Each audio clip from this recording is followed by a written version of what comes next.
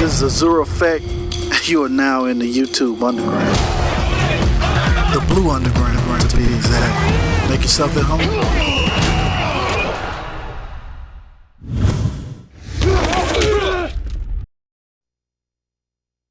I believe it is safe to say what is and what isn't in Madden 13. Now this is going to be a video series that I'm going to do, and we're cutting straight to the chase. I'm going right for the neck. Gameplay. Now what you see on your screen right now is the old EA football engine, and I'm going to be doing comparison clips between this, the old EA engine, current engine, and All Pro Football 2K8, the last football we saw from 2K Sports, or another football game period. So what you just saw was a comparison between the running styles and basically a full sprint as opposed to not sprinting.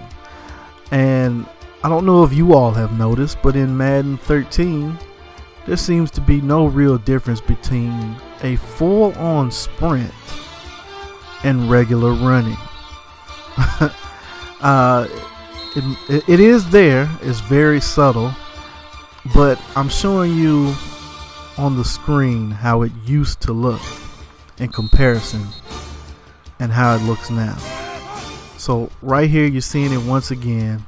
This time I was not holding the sprint button, I was just regularly running, and this is how it looks and how it turns out. And we're gonna go over a couple of things, man, so bear with me. This might be a long video, but I promise you in the end it's all going to be worth it, and you can put in your feedback, as well as if you want to send me clips of real NFL footage in comparison to what Madden does or 2K did, then feel free to do that as well. So like I said on the screen, and this is not sprinting. I don't know if you can run the video back and be able to tell, but this is not sprinting Chris Johnson, and it is, like I said, slightly different. Next up, we're going to talk about line play. As you see on your screen, All Pro Football 2K8, I want you to look at the trench, the fighting in the trenches, and that move right there that Justin Tuck puts on. And in a second, we're going to show it in comparison to what goes on in Madden 13. The trenches, it all starts with offensive line, defensive line interactions. So there you just saw it from All Pro Football 2K8, and this is let me be honest, there is some good trench fighting, but it's not consistent enough. So right here you see Tuck fighting off the block, but at some point the offensive lineman just says, you know what, I give up. And he just lets go, and you see that point right there. Before that it was some nice trench blocking, some nice blocking by the offensive tackle, and then you see 73 try to come in, and he does kind of, you know, allow me to get this pass off, but I would like to see more of what you saw in the first clip, and then we're going to go back and show you once again. Here's another thing that I wanted to address. I tried to get a clip in Madden for this, and true enough, it does happen, but I like to see it more consistent. Incomplete passes and errant throws need to result in the wide receiver trying to get to the ball like such. So right here we're going to take a look at the running play and look at the blocking, because we talk about blocking, offensive line, defensive line interactions, and you're going to see blocking, dynamic blocking all over the field. Look at number 76, should be Steve Hutchinson or David Stewart. No, Steve Hutchinson, I'm sorry, the left guard. He is going to neglect number 53 as the play is going to the right side, so he tandem blocks, peels off, and then goes to the second level. Like I said, there's no need to block number 53. The play is going away from him. So here he is. He picks up Kenny Phillips, I believe. No, Antrell Roll, excuse me. And allows Chris Johnson to get some more running yards as he goes downfield on this play. And as you can see, the wide receiver was blocking pretty good on that play as well. And we're going to take it into Madden and see how they do it. So this is not the same exact play, but it's very similar. I'm going to cut this to the outside. I want you to watch Jared Cook, the tight end, number 89. He, instead of going upfield and blocking, look at Roos. Roos picks up a good block, Number 84, Taylor Thompson, doesn't do too much of anything. But Cook, right here, it was turned back into the offensive line. Should have been going upfield to get this safety. Now the wide receiver just lets his block go as well. But Jared Cook could have allowed me to get maybe 10 to 15 more yards if he holds his block. Or if he goes and gets a block, excuse me.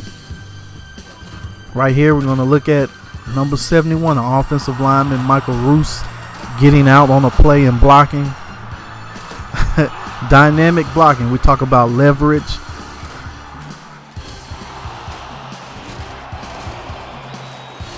In that play, I think they were good examples. So here we are back into Madden 13, and we're taking a look at a similar type running play. It's not the same play, but a similar type stretch run to the outside.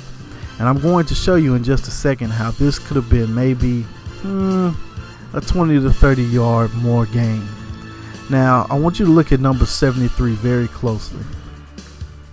And in regards to this play, what he could have done, hopefully some of you all football heads have spotted it already. But just in case you didn't notice it, we're going to go over it. So good blocking up front, but the key, like I said, is number 73, and which we'll break down in just a second. And as you can see, Roos picks up his block. Craig Stevens is going to go pick up the linebacker. Jared Cook does a good job on the outside as well.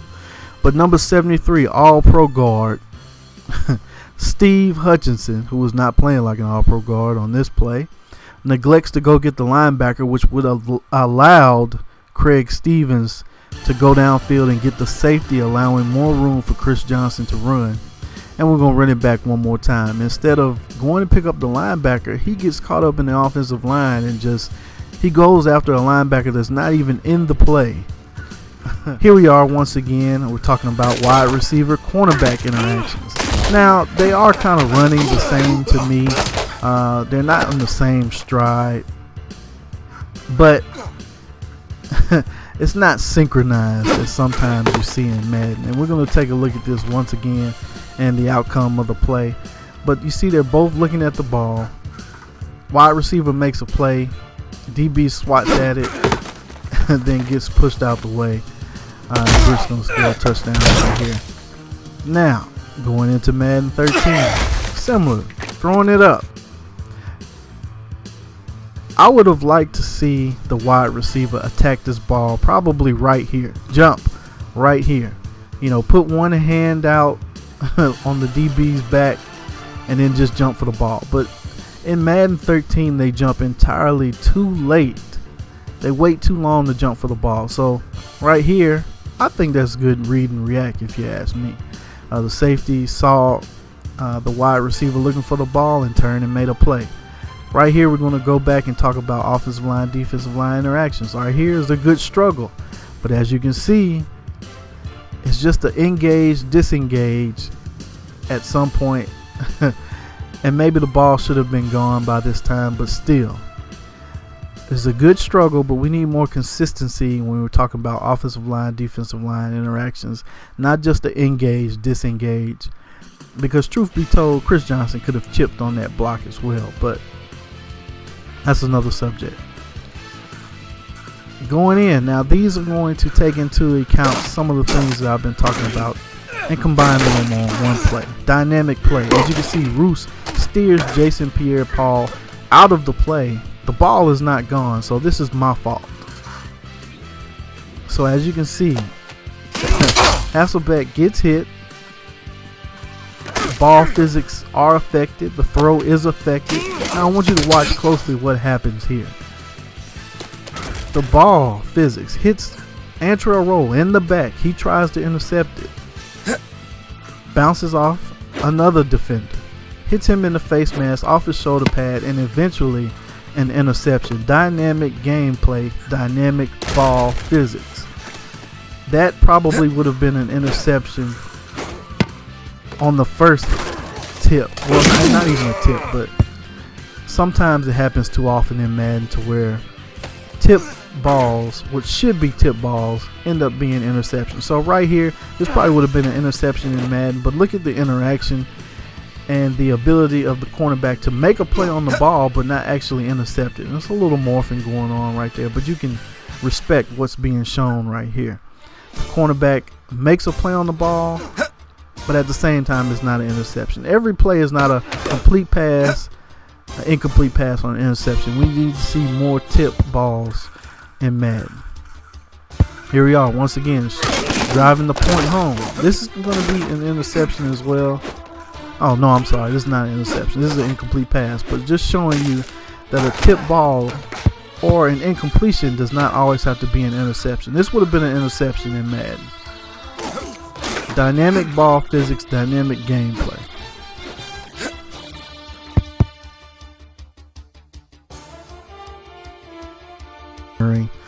And the ability of the cornerback to almost play the ball better than a receiver. The receiver jumps too late, and it being an interception almost every time. I won't say every time, but more frequently than it should be. So here you can see the ball is thrown. The cornerback is in front of the wide receiver. It makes a better play on the ball. He does come up with the interception, but I would like to see more tip passes like you saw in the All Pro Football 2K clip.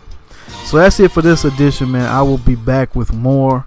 This actually went a little longer than I would have liked to have gone. I wanted to keep it under like 5 minutes a piece for these videos, but I feel it's important that these things need to be said and addressed.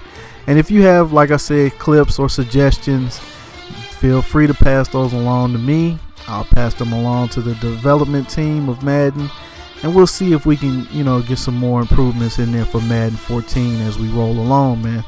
So, Blue Underground, AzureEffect, aka CommishAzure, signing out. Peace. Come fast, she said that it was pronto. And my first car color was Azure. It affected me, my money had to blow a little more.